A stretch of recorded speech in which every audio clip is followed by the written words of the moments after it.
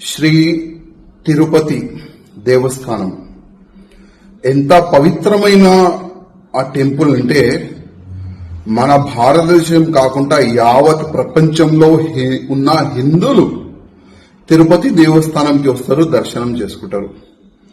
కానీ లడ్డూలు, ఈ పందులు గాని వేరే వేరే జంతువులు మొత్తం నెయ్యి కలిపినారు. ఆ మాట విని చాలా మంది బాధపడుతున్నారు. అసలు ఎంత పాపిష్టుడు కూడా ఈ ప్రపంచంలో ఉంటారా అని ఒక చర్చ నడుస్తుంది.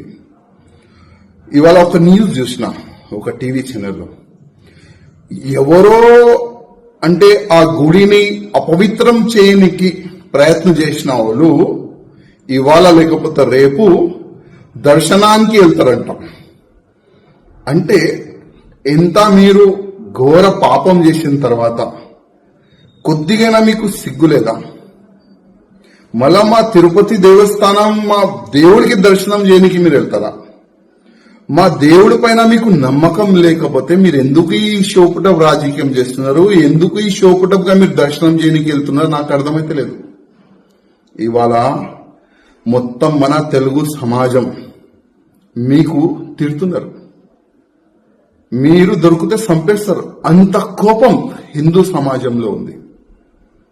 ఇవాళ పవన్ కళ్యాణ్ గారు ఒక మంచి మాట అన్నారు, ఒక మంచిగా ఒక చట్టం తీసుకొని రావాలని, ఒక హిందూ బోర్డు తీసుకొని రావాలని ఒక మంచి వాళ్ళు ఒక మాట పెట్టినారు.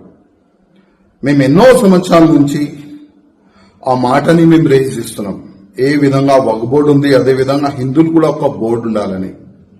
కానీ ఇవాళ లేకపోతే రేపు మంచి దినాలు వస్తుంది. కానీ ఇవాళ ఆంధ్రప్రదేశ్ కాకుండా యావత్ భారతదేశంలో ఉన్న హిందువులకి నేను ఒక్క రిక్వెస్ట్ చేస్తున్నా, ఎవరు కూడా మన గుళ్ళు గోపురాలు వాళ్ళకి అపవిత్రం చేయడానికి ప్రయత్నం చేస్తే వాళ్ళకి మనమందరం ఒకటై నచ్చ చెప్పాలి.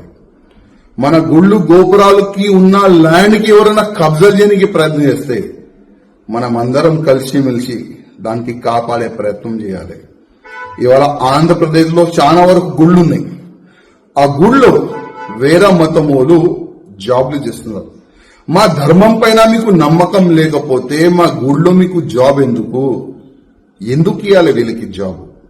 ఇవాళ శ్రీశైలం దేవస్థానం గాని మన తిరుపతి దేవస్థానం గాని చాలా వరకు గుళ్ళో వేరే మతమోలు జాబ్లు చేస్తున్నారు.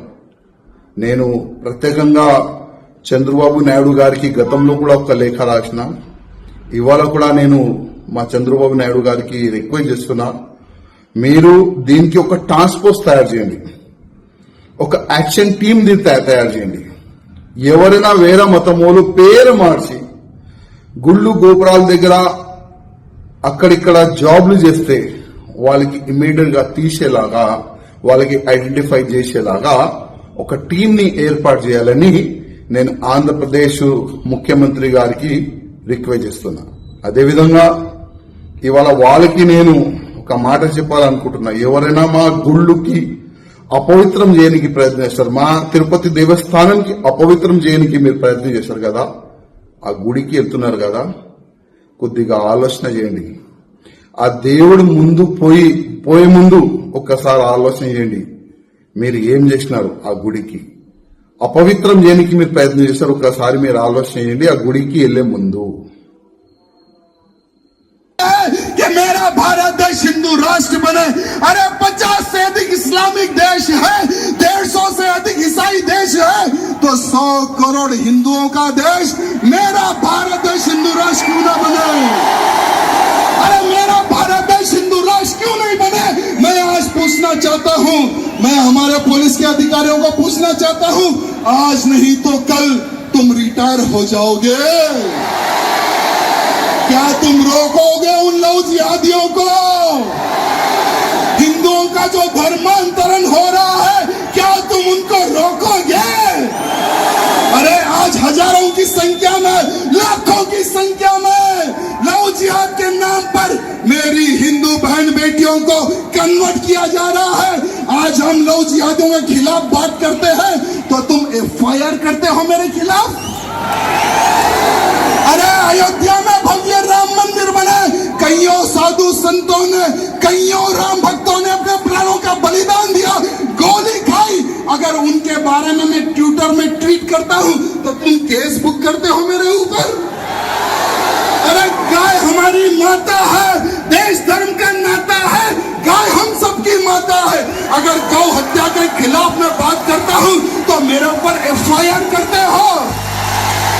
मेरे भाइयों, मैं जब से जेल से बाहर आया, आप विश्वास नहीं करोगे, FIR पे FIR मेरे ऊपर बुक की जा रही है, केसों पे केस मेरे ऊपर लगाया जा रहा है। मैं समझता हूं रामनवमी के बाद मुझे फिर जेल में डाला जाएगा, मुझे फिर जेल में डाला जाएगा, पता नहीं मैं कब आऊंगा। लेकिन मेरे हिंदू भाइयों, बहुत सह चुके, अब हम नहीं सहेंगे। अगर मैं रहूं या ना रहूं, अखंड हिंदू राष्ट्र की आवाज आप सबको उठाना है मेरे भाइयों।